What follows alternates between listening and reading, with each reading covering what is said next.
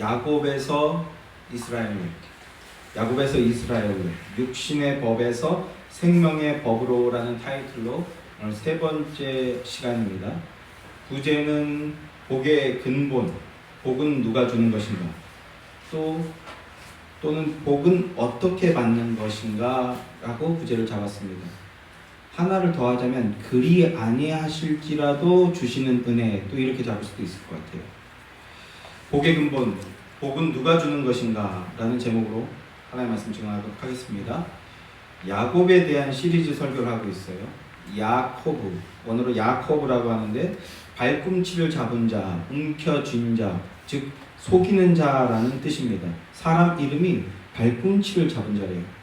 발꿈치를 잡았다라는 것은요, 하나님의 장자이신 예수 그리스도의 발꿈치를 상하게 하는 하나님의 것을, 창세기 3장 15절의 원복음이잖아요. 그 뱀의 모습을 떠올리게 합니다. 거듭나지 않은 인간들의 실존이 바로 이렇다라는 거예요. 하나님의 원수라는 겁니다. 로마서 8장 5절 말씀에 육신의 생각을, 하나님의 법을 거스르는 원수가 된다라고 말하고 있어요. 우리가 육신의 생각을 하고 하나님의 법이 아닌 육신의 법을 따르는 자들, 바로 차자들이 하나님의 원수들인 겁니다. 그러나 하나님은 당신의 장자를 십자가에 내어주심으로써 하나님의 원수된 것을 십자가로 소멸시켜 버리시는 겁니다. 십자가로 소멸케 하시고 회복케 하여서 하나님과 화목하게 하시는 분이 바로 성경이 말씀하고 있는 우리 하나님이라는 겁니다.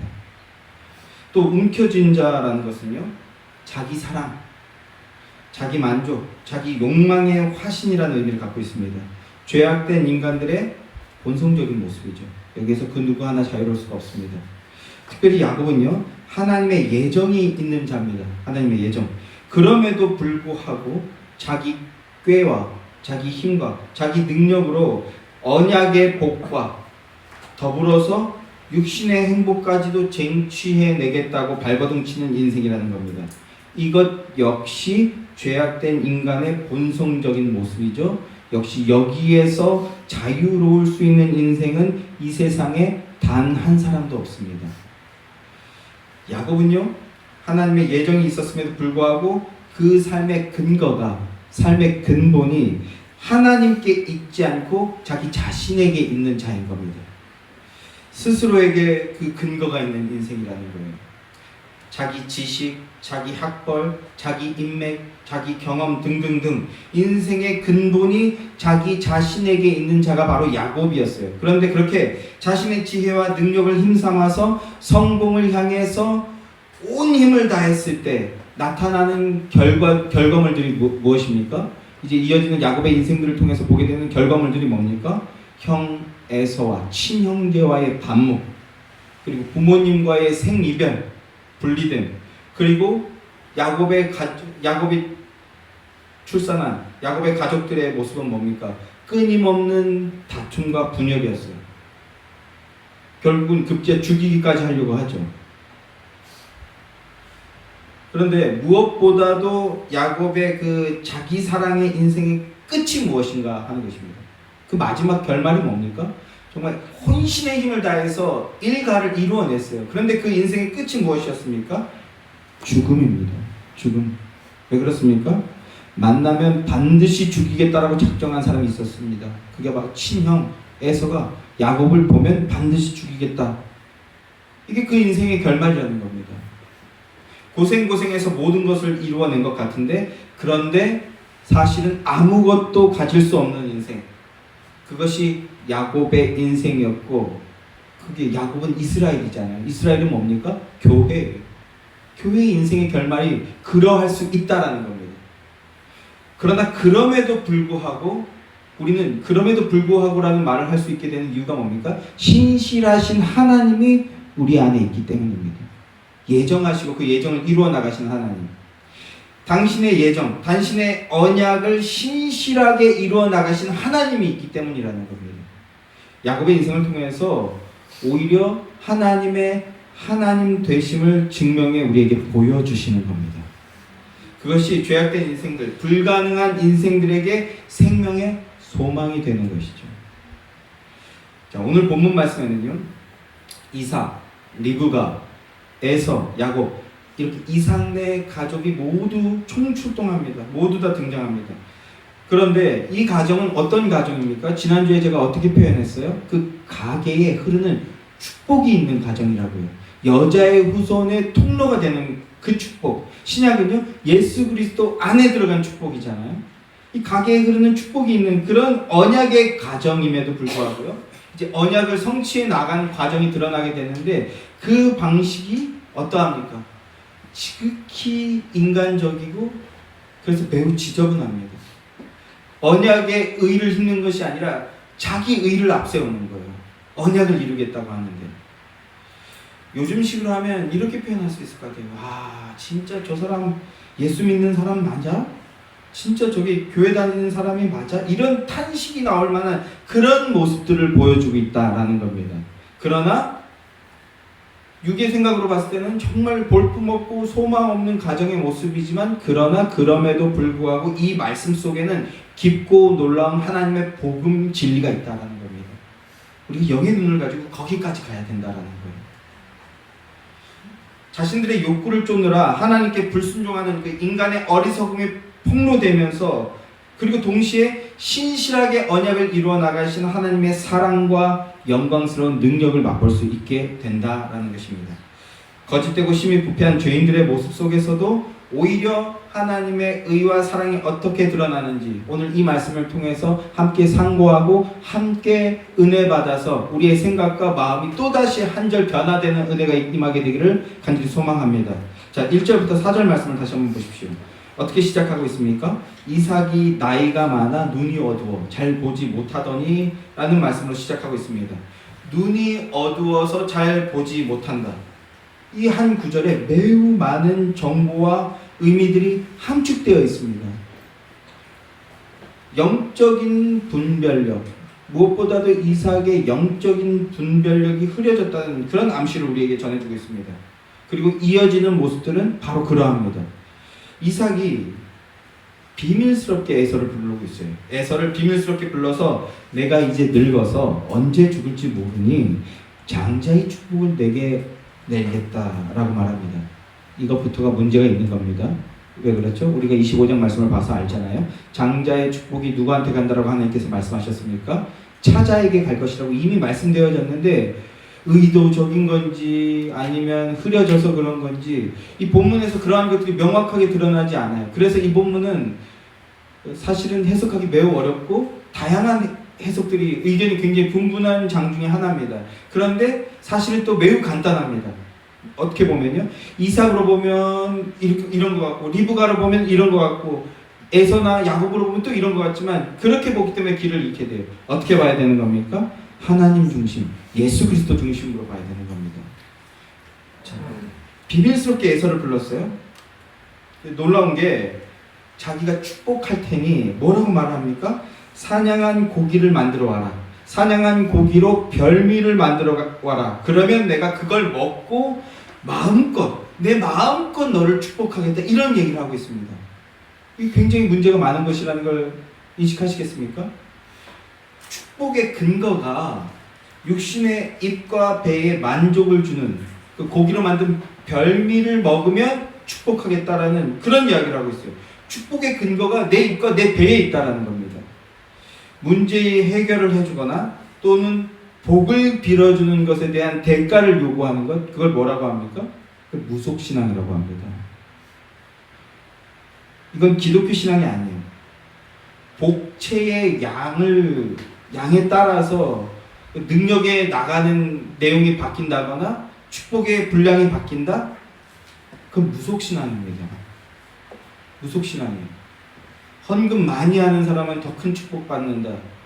그런 건 기독교 신앙이 아닙니다. 기독교 신앙은 먼저 이미 다 받고 시작하는 거예요. 이미 다 받았어요.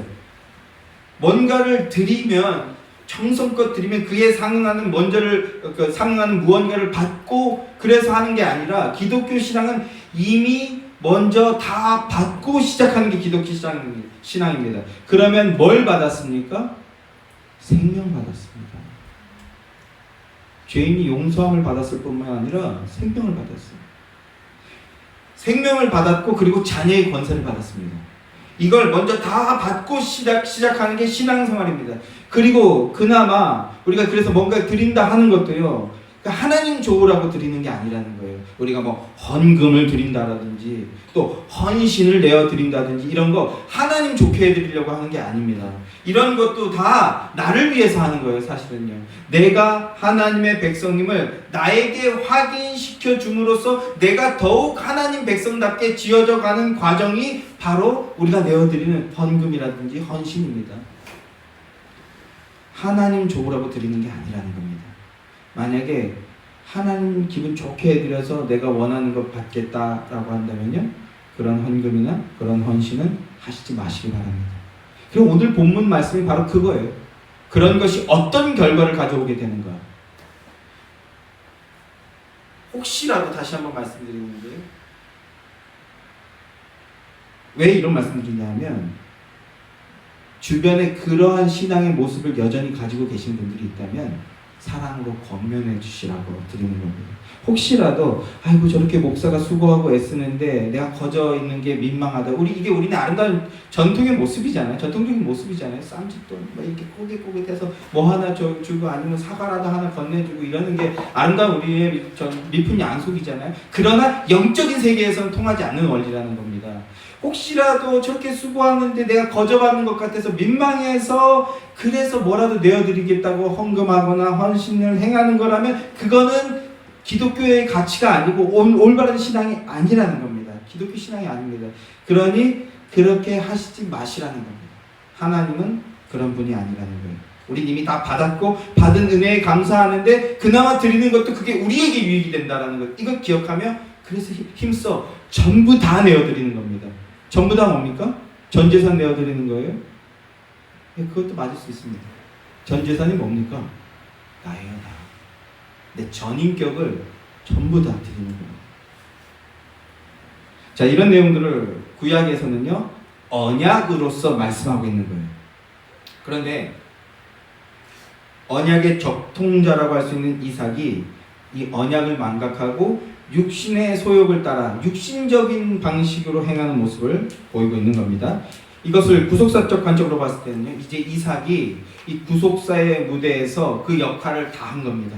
그 역할을 다해서 이제 구속사의 무대에서 우리의 눈에는 아름답지 않지만 영광스럽게 퇴장하는 모습이라고 할 수 있습니다. 내가 하나님 앞에 사명을 다 했어요. 그것만큼 영광스러운 게 없는 겁니다. 이 땅에서는 후패하고 이 땅에서는 꺼져가는 모습으로 마무리될지라도 하나님 나라의 분량을 다 했다면 그건 영광스러운 겁니다. 그런데 이 땅에서도 영광을 놓치지 않겠다라고 하는 거예요. 하나님의 언약 백성이 아닐 수 있어요. 이름 없이 빛도 없이 감사하며 섬기다가 이름 없이 사라지게 되면 그게 영광일 수 있다는 겁니다. 저의 사역이, 예수의 교회가 그런 교회와 저희 사이에 그런 사역이 되길 소망합니다.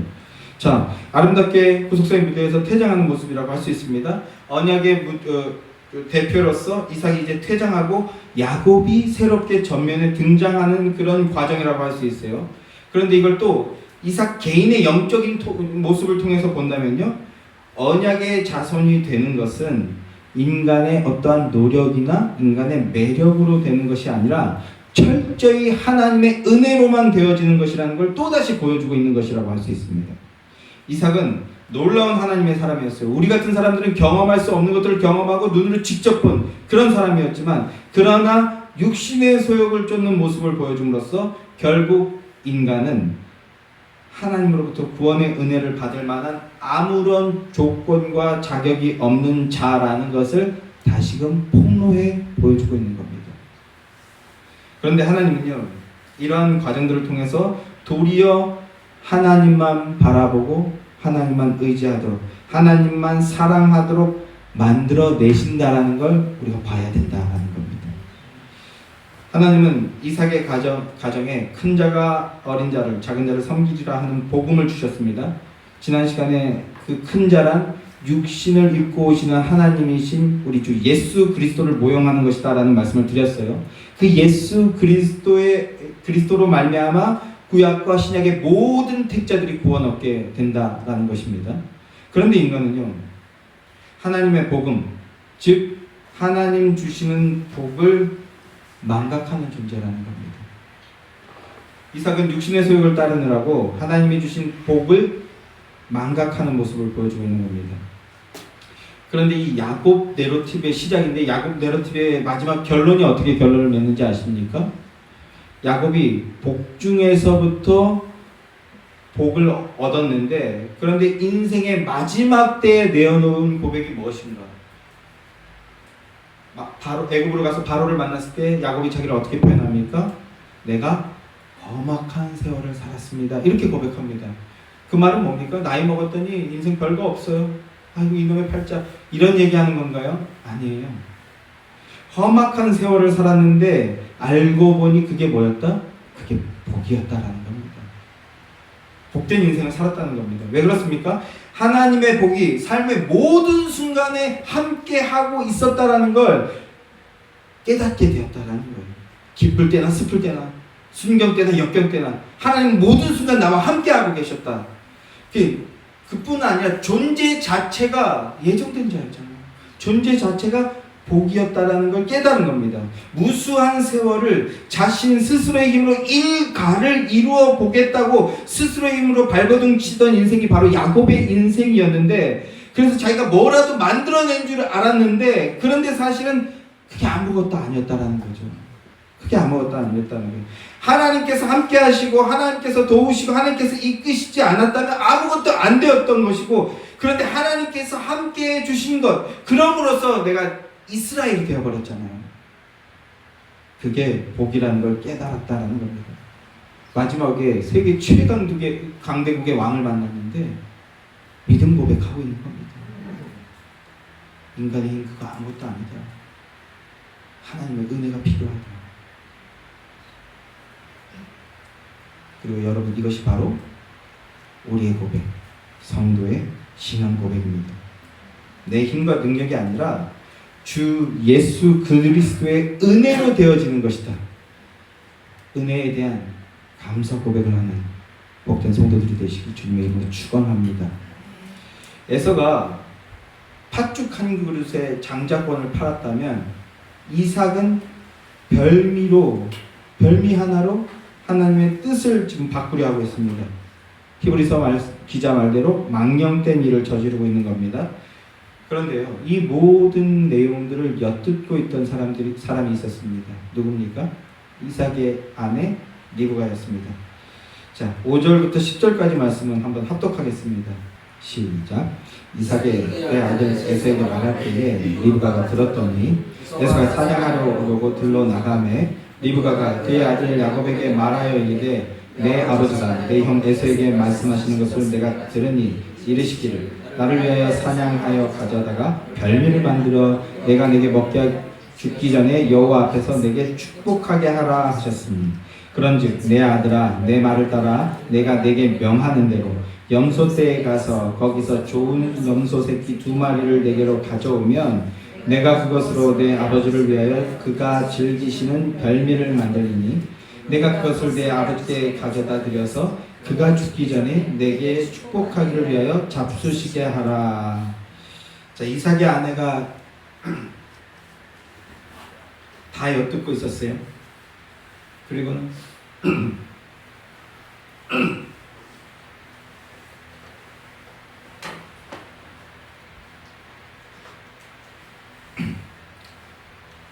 리브가가 내어놓는 반응이 뭡니까? 지금 협잡을 꾸미고 있죠. 이삭이 영적 분별력을 상실한 모습을 보이고 있어요. 그럼 정상적인 아내라면 어떻게 해야 됩니까? 들어가야죠. 들어가서 당신은 지금 뭐 하는 거냐? 하나님께서 큰 자가 어린 자를 섬기리라 하신 그 언약을 잊었냐? 하나님 말씀 지금 밖으로 벗어나고 있냐? 이렇게 사랑으로 은혜, 믿음의 권면을 해야 되는 겁니다. 이거 하라고 부부 세워주신 겁니다. 그런데요, 하나님의 언약과 예정을 잊은 거냐? 이렇게 가서 권면하고 의논을 해도 부족할 텐데, 그런데 어떤 반응을 내어놓습니까? 야곱을 부르는 겁니다. 남편에게 나가는 게 아니라 야곱을 부릅니다. 그리고 아버지가 형 에서에게 이러이러한 이야기들을 했으니 자, 가서 염소 새끼 2마리를 가지고 와라. 지금 협잡을 꾸미기 시작한 겁니다. 뭡니까? 자기 힘으로 언약을 성취해내려고 하는 겁니다. 자기 의로. 자신이 별미를 만들어 줄 테니 그걸 가지고 형이 받을 축복을, 그걸 가지고 들어가서 형 에서가 받을 축복을 네가 가로채라 라고 지금 그런 얘기를 하고 있는 겁니다. 야곱이 형 에서에게 팥죽 한 그릇으로 장자의 명분을 빼앗을 때처럼 목적을 위해서 수단과 방법을 가리지 않는 모습인데, 지난주에 그게 좋은 거라고 했습니까? 나쁜 거라고 했습니까? 그럴 수 없다고요. 그럴 수 없습니다. 다시 한번 말씀을 드리는데요, 기독교 신앙의 가치는요, 목적과 수단이 모두 다 옳아야 됩니다. 목적이 좋은 거기 때문에 과정은 뭐 누가 죽어나가든 상관없다? 그럴 수 없어요. 과정이 합법적이니까 그래도 결말은 묻어두자? 그럴 수도 없어요. 두 개 다 옳아야 됩니다. 왜 그렇습니까? 하나님이 그런 분이시기 때문에 그렇습니다. 하나님의 성품에서 그런 일들이 일어날 수가 없어요. 우리가 욕심부리고 고집부리기 때문에 그런 일이 나타나는 거지, 그 어떤 것도 합리화될 수 없습니다. 철저하게 회개해야 되는 거예요. 만약에 그런 일들이 있다면. 하나님의 뜻을 위한 것이랍시고 하나님의 언약에서 벗어난 불의한 짓을 저지르면요, 그가 하나님의 자녀라면 하나님은 반드시 책임을 물으신다는 겁니다. 아무 일도 안 일어나요? 더 잘 나가요? 더 잘 돼요? 그는 에서입니다. 하나님으로부터 유기된 자예요. 그런 사람 너무 부러워하지 마십시오. 저렇게 범죄 저지르고 뭐 단어도 생각이 안 나네요. 뭐 교회 그 사적으로 자금 유용하고 혹은 음란한 짓 저지르고 막 성도랑 이상한 짓 하고 그랬는데도 잘 나가는 목사들이 많습니다. 그 됩니까? 안 됩니까? 안 됩니다. 합당한 교회법으로 반드시 치리해야 됩니다. 그런데 오늘날 교회들이, 가짜 교회들이 넘쳐나니까 그런 것들이 일어납니까? 안 일어납니까? 잘 안 돼요. 그래서 그거를 막 죽기를 살기 쓰고 그걸 끌어내려고 죽기 살기로 그 일을 매진한 사람들이 있어요. 그 사람들도 에서의 계보일 확률이 높습니다. 하나님께 맡겨야죠. 교회가 정상적인 방법으로 그것을 치리하지 못하고 있다면 예수님께서 뭐라고 하셨어요? 축복을 빌었는데 축복을 받지 않으면 발에 신을 털고 일어나라. 왜? 하나님께서 하실 거기 때문에 일어나는 거예요. 유기된 자기 때문에 잘 나가는 거예요. 그거 너무 부러워할 필요도 없고 너무 배아파할 필요 없고 너무 막 속상해할 필요도 없다라는 거예요. 그런데 반대로 하나님의 자녀라면요, 하나님은 반드시 책임을 물으신다는 거예요. 왜 그렇습니까? 사랑하기 때문에 그렇습니다. 그 결과로 야곱은요, 어떻게 벌어진 게, 이제 이후에 우리가 나누려는 거예요. 장자의 축복을 가졌다고 생각했는데, 그런데 다 버리고 도망치는 신세가 됐습니다. 이 내용은 이제 다음 주에 나오도록 하겠습니다. 자, 다시 리브가로 돌아와서, 리브가는 기계적 신앙의 전형을 보여주고 있어요. 마음 없이 행하고 목적을 성취하기 위해서 자기 의를 위해서 수단과 방법을 가리지 않는 그런 모습, 상대를 비인격적인 존재로 대하는 모습이요. 이건 기독교 신앙이 아니고 하나님의 언약 안에 있는 자는 이런 신앙의 모습이 나타날 수 없다라는 겁니다. 자, 하나님의 뜻을 이루어드리겠다고 인간적인 방법을 동원하는 것은요, 하가를 통해서 하나님의 언약을 이루려 했던 시어머니 사라의 그 실수를 그대로 반복하고 있는 것이죠. 시어머니를 만난 적도 없는데 어쩜 이렇게 하는 짓이 똑같습니까? 근데 왜 이건 또 뭘 얘기하는 겁니까? 여자는 교회를 상징합니다. 구속사적 관점으로 성경 전체를 봤을 때 여자는 교회를 상징합니다. 교회는 뭡니까? 인간들의 모임이에요. 그래서 교회 따르는, 교회의 일은 절대 복종하겠다, 우리 교회의 일이니까 난 무조건 해, 이런 말 하는 사람들 조심해야 됩니다. 여러분, 그런 신앙 갖지 마세요. 교회는요, 사람의 모임입니다. 예수 그리스도가 주인 되지 않고 사람이 주인이 되면 이런 말이 넘쳐나는 거예요. 야, 성도가 의리가 있지. 성도는 의리로 행하는 자들이 아닙니다. 예수 그리스도 언약으로 행하는 자들입니다. 이런 말들이 막 유행어처럼 번지면요, 이거 위험한데라고 생각하셔야 돼요. 보혈이 앞장서야지, 의리? 근데 교회 일이기 때문에 내 뜻하고 다르지만 교회 일이기 때문에 하겠다? 아니에요. 말씀 따라 행하는 겁니다. 복음 안에서 행하는 겁니다. 자, 그러니까 여자는 교회고 교회는 인간입니다. 인간의 죄악이 반복되고 있는 그 모습이라고 보시면 되는 거예요. 이어지는 11절부터 17절까지 말씀을 보십시오. 좀 길어서 읽진 않겠는데요. 형 에서는 11절 말씀을 보시면, 형 에서는 털이 많은 사람이라고 하고요, 야곱은 매끈매끈한 사람이라고 합니다. 예전에 2000년대 중반에 제가 부교육자로 사역할 때, 그래서 초식남, 육식남 이런 표현을 써서 얘기했던 적이 있어요. 아이 둘이 있는데 동갑생인데 한 명은 털이 많아요. 중학교 1학년인데 벌써 털이 많아요. 그때 좀 행동이 남자다워요. 또 한 명은요, 목소리가 그때 전도사님 이렇게 부르는 애가 있었어요. 둘이 엄청 도저히 친할 것 같지 않은 애들인데 둘이 엄청 친하더라고요. 한 명은 털이 부숭부숭해갖고 전사님 이렇게 하고, 전사님 뭐 이렇게 하는데 마치 그런 모습처럼 한 명은 털이 많아요. 그게 남자답다라는 거예요. 그런데 사실 이게 뭐라고요? 땅에 근거를 둔 모습이라고요. 그 얘기를 하는 거라고요. 또 한 명은요, 초식남처럼 매끈매끈하다는 겁니다. 에서는 털이 많고, 그리고 야곱은 매끈매끈한 사람이라는 겁니다. 그래서 그 상태로 나아가면 정체가 금방 탄로 날 것이라는 거죠. 그랬더니 리브가가 어떤 대책을 내놓습니까? 14절부터 17절 말씀 한번 함께 읽겠습니다. 14절부터 17절 말씀 함께 시작.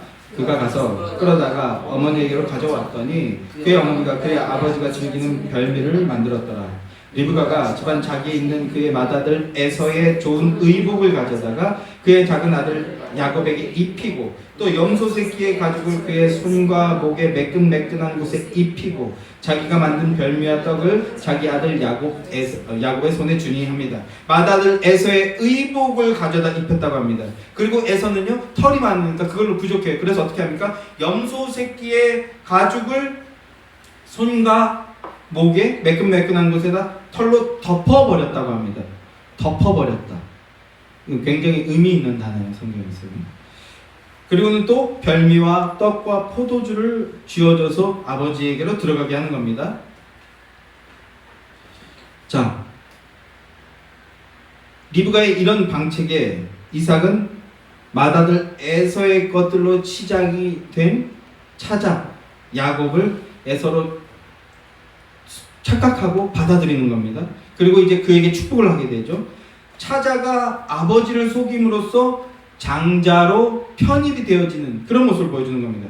여기서 구속사의 원리 또 하나를 보게 되는데요. 5절 말씀을 한번 다시 보시면요. 5절 말씀을 보면 장자 에서가 아버지의 말을 듣고 어디로 나갑니까? 들로 나간다는 말씀이 나옵니다.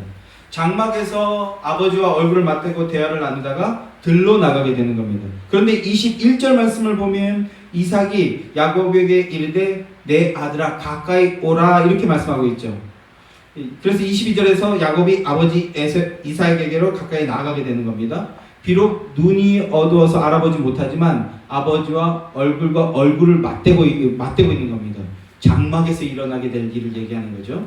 장자는 들러 나가고 차자는 아버지의 안으로 들어가서 장막 안으로 들어가서 아버지의 얼굴을 맞대게 되는 겁니다. 이 말씀은 하나님의 장자이신 예수님은 영문 밖으로 이 땅으로 내어서 영문 밖으로 나아가 십자가에서 죽임을 당하게 되시는 그 말씀인데 그 덕에 차자들, 교회들, 죄인들인 우리들이 하나님의 자녀가 되어서 무시로 성령 안에서 기도함으로 아버지와 얼굴을 맞대어서 만날 수 있는 존재가 된다는 것, 그 아버지와 함께 살아가는 존재가 된다는 것을 우리에게 미리 힌트하고 있는 겁니다.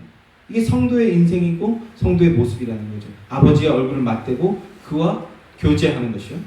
자, 다시 돌아와서 리브가의 계략으로 야곱이 에서처럼 꾸몄습니다. 그리고 아버지 앞으로 나아갔습니다.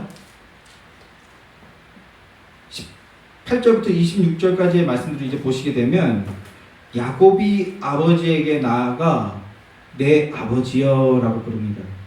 굳이 리얼하게 해보자면 내 아버지여 뭐 이렇게 했겠죠. 그랬더니 아버지가 묻습니다. 네가 누구냐 이렇게 묻습니다. 이삭이 눈은 멀었지만 귀는 괜찮았어요. 그러니까 속된 말로 얼마나 쫄렸을까요? 네가 누구냐 이렇게 물어봤을 때요.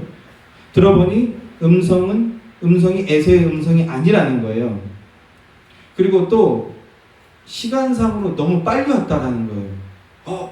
얼마나 놀랬을까요? 시간은 계산을 못했네. 너무 빨리 왔다는 거예요. 그래서 야곱이 아버지를 속이면서 이렇게 대답합니다. 여호와께서 나로 순조롭게 만나게 하셨음입니다. 이렇게 대답합니다. 말로는요 맞는 말이에요. 야곱 입장에서 맞는 말입니다. 별로 한 것이 없는데 어려움 없이 아버지를 만났기 때문에 말 그 자체로는 맞는 말이지만 그러나 진실된 말이라고는 할 수 없는 거죠. 그럼에도 그 음성은 어떻게 할 수가 없었어요. 그래서 이삭이 야곱에게 가까이 오라고 합니다. 야곱의 몸을 만져서 네가 에서인지 야곱인지 확인해 보겠다는 거죠. 그때 비로소 리브가의 회심의 무기가 작동을 합니다. 에서의 옷과 그리고 동물의 털을 뒤집어 쓴 야곱을 만져보는 거죠. 그렇게 야곱을 만져보더니 음성은 야곱이나 손은 에서의 손이로다 하면서 장자로 받아들이는 겁니다. 이삭이 분별하지 못하는 모습을 보여주는데요. 그런데 여기서 두 가지의 구속사적 측면을 우리가 살펴볼 수 있습니다. 야곱이 이삭에게 장자로 받아들여졌어요. 그런데 장자로 받아들여진 것은 그가 무엇으로 옷 입었느냐 하는 이것으로 결정이 난다는 겁니다. 그가 입은 옷 때문에 장자로 받아들여졌다는 겁니다. 무엇을 뒤집어 썼습니까? 무엇을 옷 입었어요? 동물의 가죽을 뒤집어 썼죠. 룻기 3장을 보면 이런 말씀이 나옵니다. 룻이 이제 보아스에게로 들어가죠. 그 발치 옆에 누웠다고 합니다. 그랬더니 보아스가 그 모습을 보고 깜짝 놀랐을 때 룻이 보아스에게 뭐라고 얘기합니까? 당신의 옷자락으로 나를 덮으소서라고 말합니다. 덮어버리라는 거예요. 덮어버렸더니 가난한 과부에서 기업 물을 자의 아내로 그 신분의 변화가 일어나게 되죠. 또 가장 중요한 말씀, 무엇으로 옷 입었느냐 했을 때 가장 중요한 말씀이 뭡니까? 반역죄로 인해서 벌거벗게 된 아담이 하나님이 지어주신 가죽옷을 입게 됨으로써 어떻게 되죠? 죄의 가리움을 받게 되죠. 야곱도 동물의 가죽과 털로 자신의 몸을 뒤덮어 버렸습니다. 그래서 그 덕에 아버지에게 장자로 받아들여지게 되었다는 겁니다. 그런데요, 이후에 나타난 모습들은 뭡니까? 저주받은 모습을 보게 되죠. 축복은 받았으나 실제의 삶은 저주받은 것에 방불한 삶을 살아들게 됩니다. 왜 그렇습니까? 이 가죽옷은요, 번제로 드려진 제물의 옷이 아니었어요. 번제물의 가죽이 아니었습니다. 피 흘림으로써 입혀진 옷이 아니라 리브가의 그 인간의 잔꾀, 인간의 행위로 채워진 옷입니다. 사람의 눈은 속일 수 있었지만 하나님의 눈은 속일 수 없는 겁니다. 당장에 육신의 아버지의 눈은 속일 수 있었을지 모르지만 그러나 하나님 아버지는 속일 수가 없었습니다. 거짓과 불의에 대한 책임이 이제 뒤따르게 되는 겁니다. 그리고 앞서도 말했듯이 그것은요, 사랑의 징계라는 것을 우리가 기억해야 됩니다. 그래서 나타나게 되는 그 징계가 무엇입니까? 야곱은 아버지 이삭을 속였는데 어떻게 속였습니까? 눈이 어두워졌어요. 이삭이 흑암 속에 있는 겁니다. 이걸 이용해서 속였어요. 그래서 징계를 받게 되는 거예요. 근데 어떠한 모습으로 징계를 받게 됩니까? 이거 한번 찾아보겠습니다. 29장 21절부터 25절 말씀입니다. 29장 21절부터 25절 말씀 함께 시작. 야곱이 라반에게 이르되 내 기한이 찼으니 내 아내를 내게 주소서. 내가 그에게 들어가겠나이다. 라반이 그곳 사람을 다 모아 잔치하고 저녁에 그의 딸 레아를 야곱에게로 데려가매 야곱이 그에게 들어가니라. 라반이 또 그의 여종 실바를 그의 딸 레아에게 시녀로 주었더라. 야곱이 아침에 보니 레아라.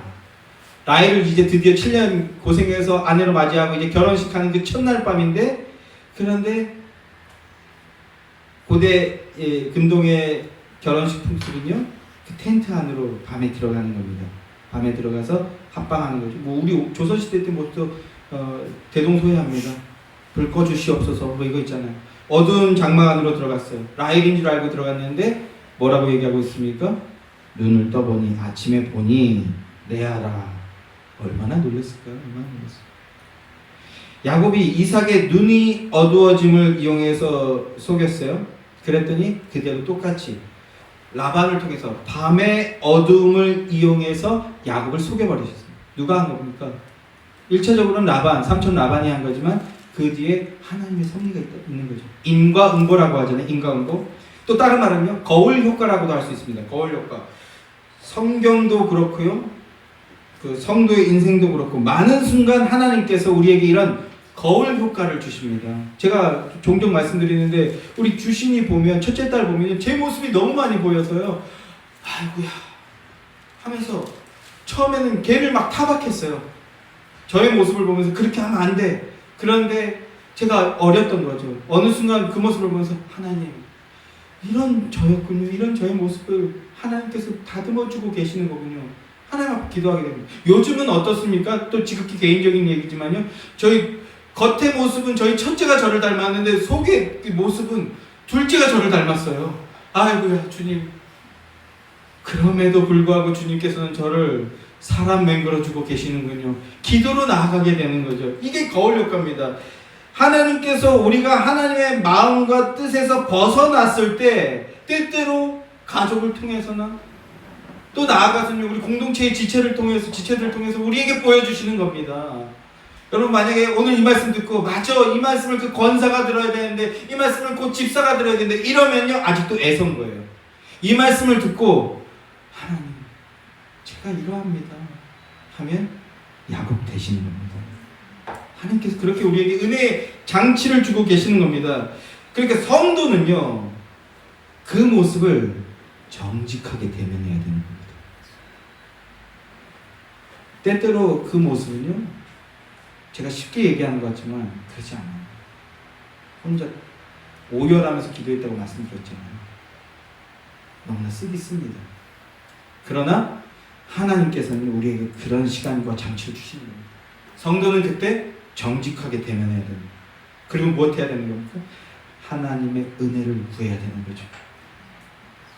믿음으로 나가는 겁니다. 이런 나를 만들어내시고 바꿔내시는 하나님의 그 은혜에 감사를 하면서 아프지만 하나님께 더욱 매어 달리는 겁니다. 거울 보듯이 나의 모습을 봄으로써 내게는 은혜가 필요함을 다시 떠올리고 그리고 예수 그리스도가 필요함을 다시 떠올리게 되는 겁니다. 그리고 이렇게 한결같이 거역하고 한결같이 반역하고 한결같이 실수하고 한결같이 범죄하는 이런 나를 버리지 않고 한결같은 사랑으로 인내하시는 성도의 견인이라고 하죠. 인내하시는 우리 하나님 아버지의 사랑을 떠올리고 붙잡아야 되시는 겁니다. 그게 뭡니까? 그게 믿음입니다.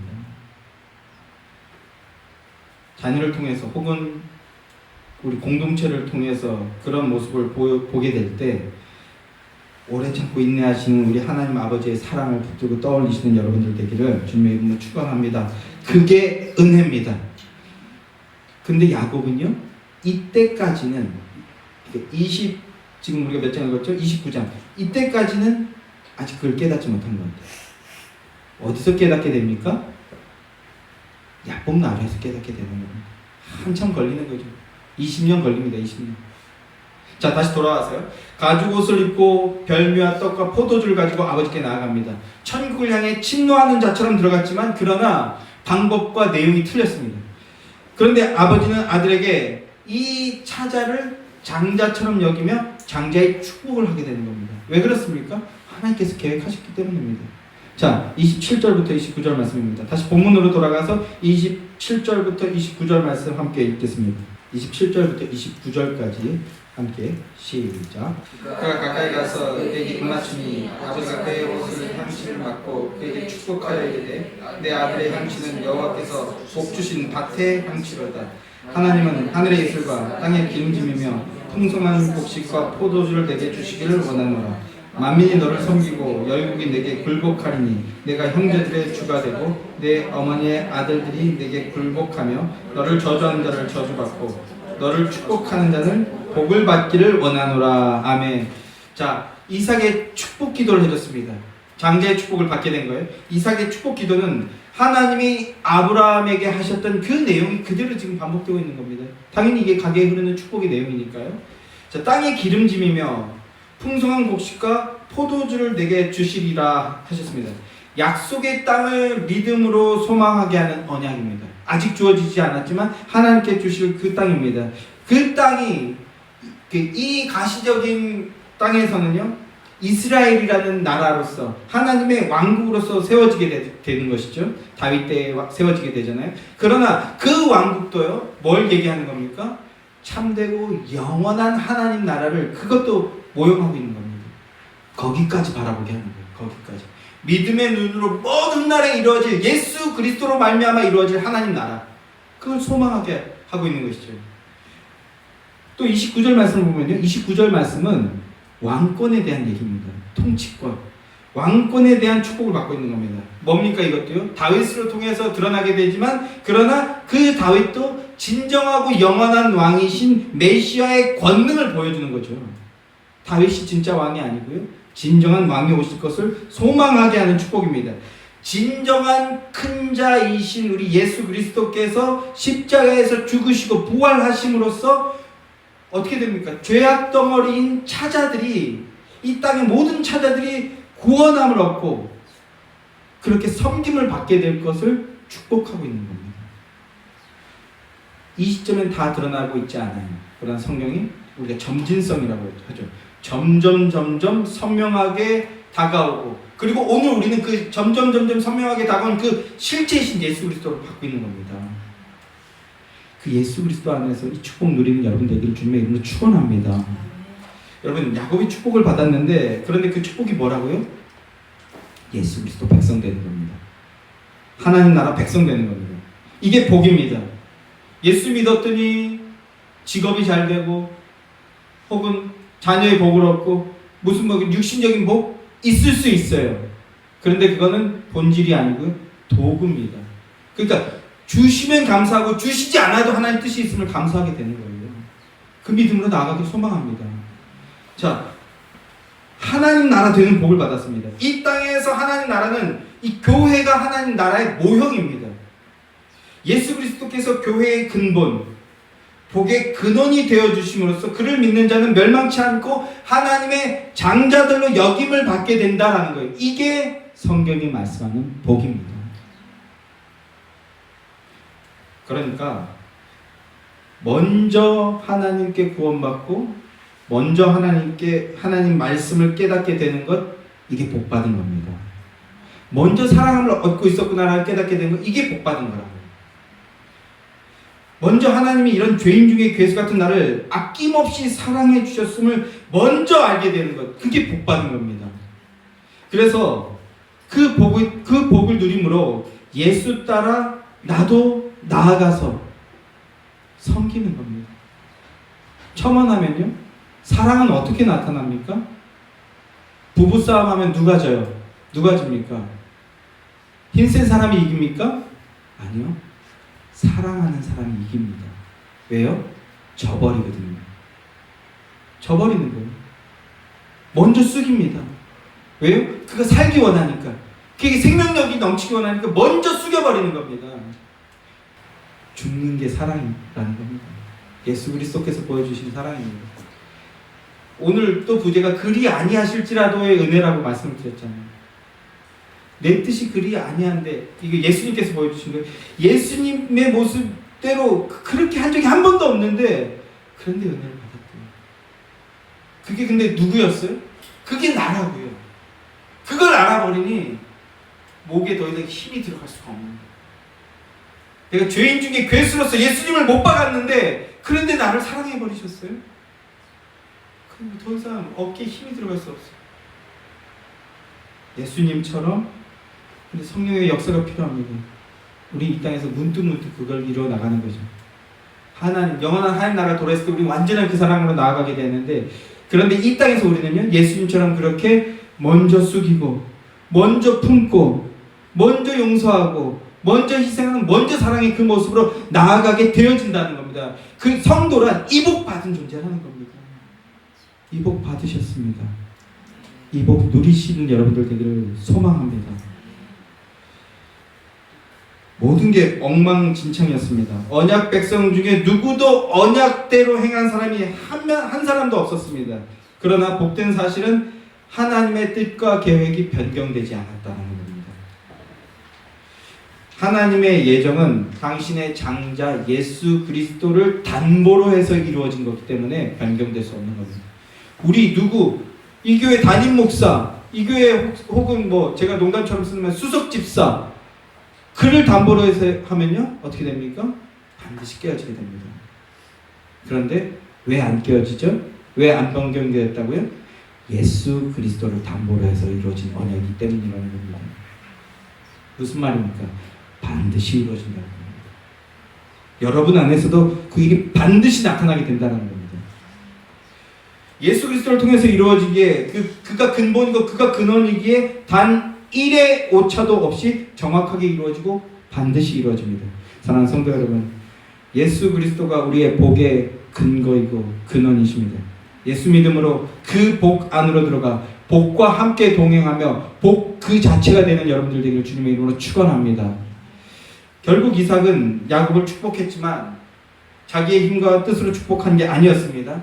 자기 마음에 드는 사람에게, 자기한테 잘해주는 사람에게 축복하겠다라고 그렇게 나섰지만 결국 하나님 계획대로 하나님 뜻대로 된 겁니다. 30절 이하의 말씀들을 보면 이제 비로소 이삭이 이걸 깨달았어요. 내가 열심히 하고 내가 언약의 적통자인데 내가 하면 되겠지, 이런 게 아니라는 걸 깨달았어요. 33절 말씀을 보십시오. 이삭이 심히 크게 떨며 이르되 그러면 사냥한 고기를 내게로 가져온 자가 누구냐? 자, 에서가 왔어요. 그때 이 얘기를 하는 겁니다. 네가 오기 전에 내가 다 먹고 그를 위하여 축복하였은즉 그가 반드시 복을 받을 것이니라, 이렇게 말합니다. 야곱이 장자의 축복을 받고 아버지를 떠난 뒤 에서가 들어와서 아버지 이제 제 별미를 가져왔으니 제게 축복해 주십시오 이렇게 요청했더니, 그랬더니 이삭이 심히 크게 떨었다라고 합니다. 왜 떨었을까요? 비로소 하나님의 언약이 떠올랐던 겁니다. 잊고 있었고 망각하고 있었고 마음이 높아져서 버리고 있었던 하나님의 언약이 떠올랐습니다. 하나님의 어미하심이 떠올랐습니다. 반드시 하나님 뜻대로 되는 거구나. 자기는 자기가 축복을 빌면 축복이 되는 줄 알았어요. 그러나 축복은 우리가 우리의 입을 빌려서 나올 수 있을지 모르지만 우리가 하는 게 아니라는 겁니다. 하나님 계획대로 되고 하나님이 하시는 거라는 겁니다. 비로소 이걸 깨달았다는 거예요. 어떻게 알 수 있습니까? 그가 반드시 복을 받을 것입니다, 이렇게 말하고 있죠. 이제 믿음 고백하고 있는 겁니다. 축복은 하나님이 주시는 겁니다. 제가 이제 우리 주 예수 그리스도의 은혜와 이렇게 하는데 이거는 목사만 할 수 있는 게 아니에요. 교회의 대표자로서 하는 것이지. 이 손이 중요한 것도 아니고 예배의 끄트머리인 게 중요한 것도 아니고 복의 주권자가 하나님이시고 하나님이 그 복 주실 겁니다, 이거를 언약적으로 예배 마지막에 선포하는 거지 목사의 무슨 특권이 아닙니다. 다만 우리가 교만해 보이지 않으려고 성도들은 함부로 손을 안 올리는 거지. 그래서 어떤 교회는요, 목사도 손 안 올려요. 이게 무슨 권능이 있는 줄 알까봐. 그 마음도 공감이 되죠. 복은 우리가 빌지만 주시는 분은 하나님이시라는 겁니다. 그리고 우리 뜻대로 되는 것이 아니라 하나님 뜻대로 되는 것이라는 겁니다. 우리가 무슨 대단한 계획을 짜고 우리의 인생을 통해서 하나님의 영광을 돌려보겠다고 막 너스를 떠는데요, 그렇게 되는 게 아니라는 겁니다. 어떤 대단한 노력과 경주를 기울여도 하나님이 막으시면 안 되는 거고요, 하나님이 여시면 되는 겁니다. 그 하나님의 어미하심 앞에 굴복하시는 여러분들 되시길 주님의 이름으로 축원합니다. 길이 막히면 어떻게 해야 됩니까? 무릎 꿇고 하나님의 뜻을 구해야 되는 겁니다. 안 되게 하시는 이유가 있을 것이다.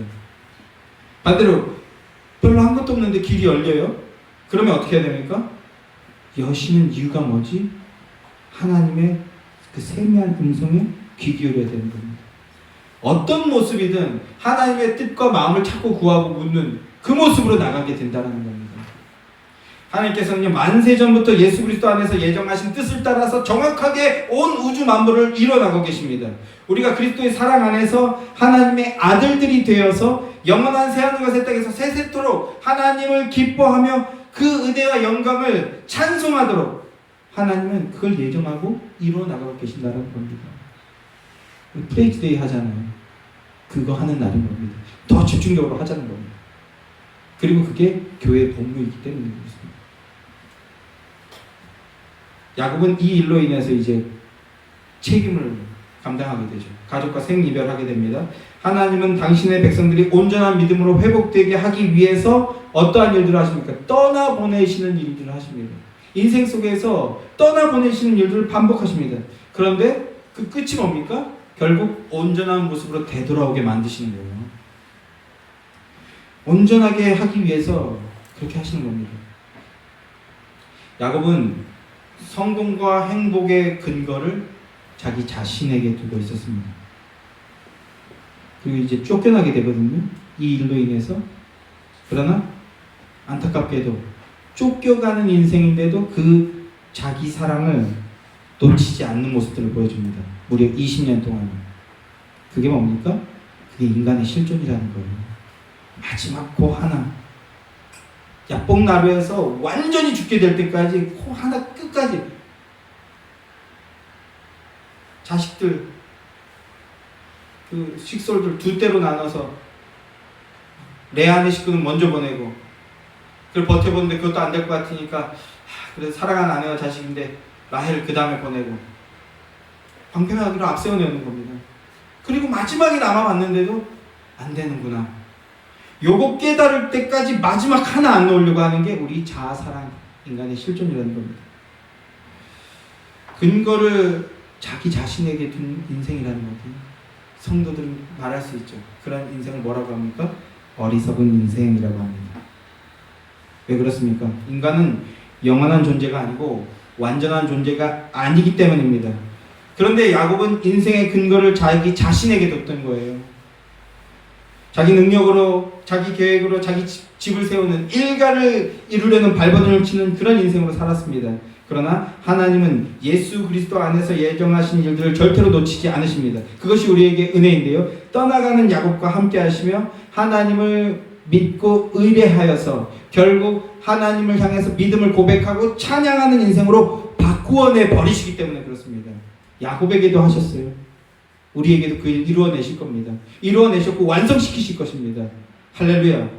결국 그 입을 통해서 하나님이 복임을 고백하게 고백하게 하는 그런 존재로 하나님이 바꿔버리셨습니다.